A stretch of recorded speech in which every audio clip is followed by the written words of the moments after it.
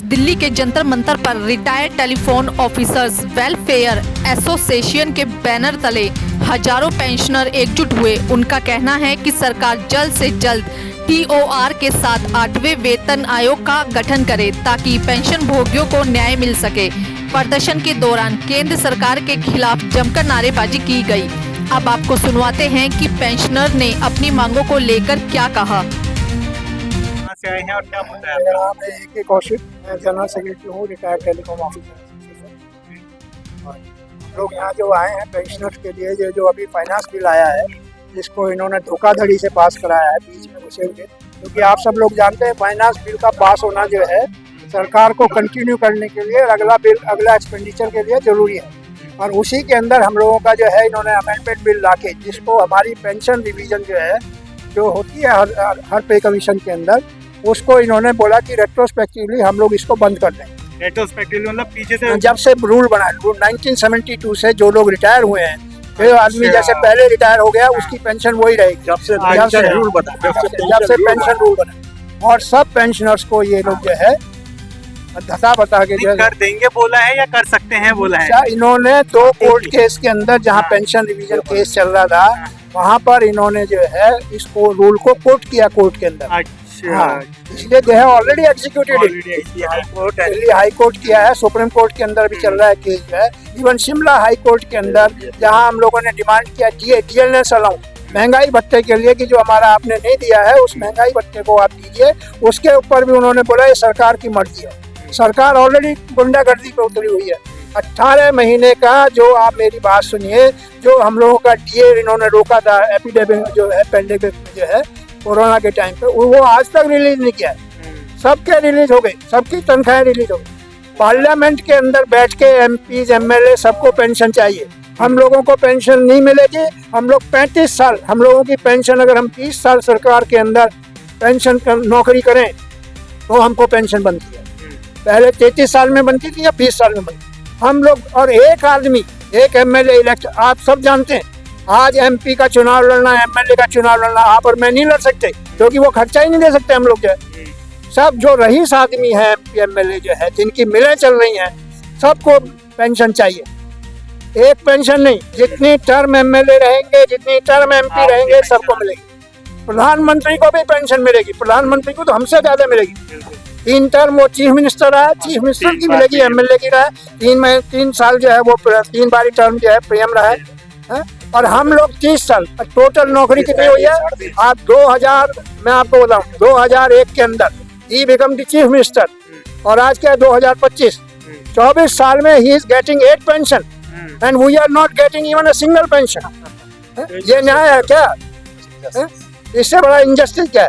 कानून दिखाते हैं, बोला कानून हम मानते नहीं, कोर्ट ऑर्डर करता बोला हम मानते नहीं। जो नेताओं की पेंशन वाला है ये तो जब से संविधान बना तब से है, तो इसका विरोध ऐसा नहीं है, ये बाद में आया।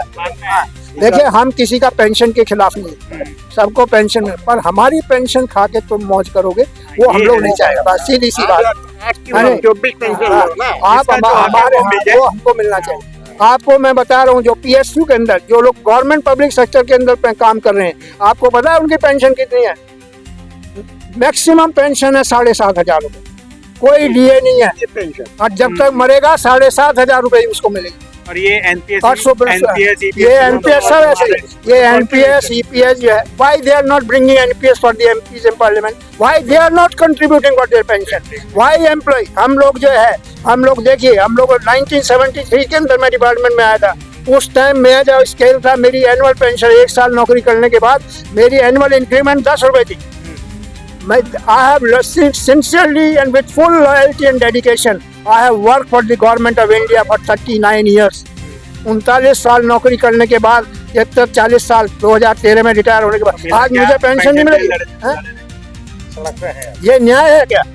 एक आदमी ओथ लेता है तुम्हारा और उसकी पेंशन खड़ी हो जाती है और हमको कह रहे हैं सदाचार सिखाते हैं, न्याय सिखाते हैं। एक दिन भी अगर ये सब लोगों का चैलेंज है, अगर ये गवर्नमेंट जिस भाषा को समझती है हम उसी भाषा में जवाब देंगे।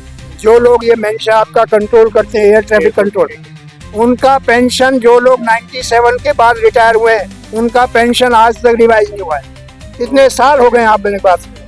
जो आदमी 2007 के बाद रिटायर हुआ उसका 2007 के बाद पेंशन रिवाइज नहीं हुआ, 2017 के बाद जो रिटायर हुआ उसका, किन लोगों की, जो लोग एयर ट्रैफिक कंट्रोल करते हैं, आप देखिए जिसके अंदर हाईएस्ट सेंसिटिव जॉब है, आप देखा एक सिग्नल ही खराब हुआ, क्या नाम है, जो है 500 आदमी जो है गुजरात के अंदर अहमदाबाद में घुस गया। हाँ? इन लोगों का सेंसिटिव नहीं है, सेंसिटिविटी खत्म हो गई है सरकार की। हाँ? और हम लोगों ने बिल्कुल डिसाइड कर लिया है, we will go every corner of the country. ये एमटीएनएल बीएसएनएल में पेंशन डिवीजन भी नहीं हो रहा। हाँ, 2007 के बाद वाला पेंशन में जो पेंशन हुआ था उसका बाद 2076 में हुआ ना 112 हम लोग को पेंशन डिवीजन भी नहीं।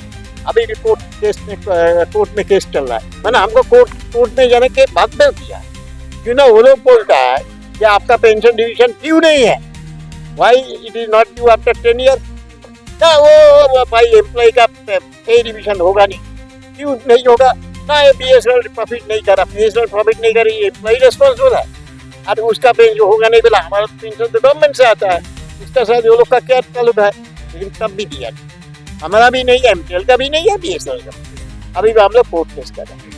See, there is a blatant injustice all over. जो कि बोलते हैं हम किस देश के रहने वाले हैं, हमने पर्सनली मीटिंग्स कर करके इन लोगों तक सारी बातें अपनी पहुंचाते रहे कि हमारी क्या है डिमांड, जैसा कि अभी बता चुके हमारे जनरल सेक्रेटरी प्रेसिडेंट दोनों, कि इतना करने के बाद भी वो नहीं लागू करने के लिए हमारे लिए तैयार, कोई बढ़ोतरी नहीं आज तक 2017 से जो आगे।